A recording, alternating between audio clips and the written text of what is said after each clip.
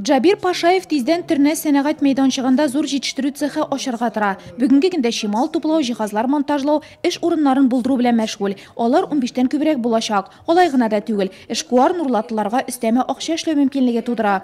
Реализация мясной продукции каждый день. Һәр көнне 20 тонна сыер ите, шул кадәр үк дуңгыз һәм сарык итен реализацияләү мөмкинлегебез бар. Барлыгы 60 тонна. Буларның барысында нурлатта кабул итә алабыз. Моннан тыш суган, кишер, чигендер, бәрәңге кабул итү мөмкинлеге булдырылды. Гомумән алганда 100 мең тоннадан артык чимал кабул итү эшен җайга салдык. Шуңа да ит һәм яшелчә җитештерүчеләргә үз продукцияләрен урнаштыру өчен урын бар хәзер. Сбыт, реальный сбыт. Эшмәкәрлекнең яңа төрләрен үзләштерим дисәң, мөмкинлекләр чынлап та җитәрлек дип башлады үз чыгышын район башлыгы.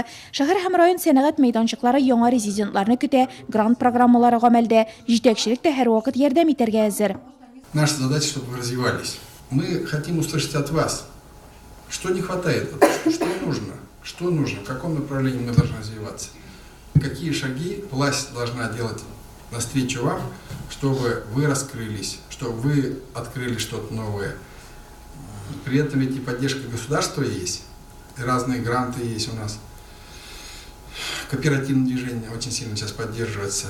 Очрашу барышында эшмәкәрләрне борчыган проблемалар җиткерелде. Моннан тыш яшүсмерләрне эшкә урнаштыру, биржа мәйданчыгы системасыннан файдалану, минималь хезмәт хакы кебек мәсьәләләр күтәрелде.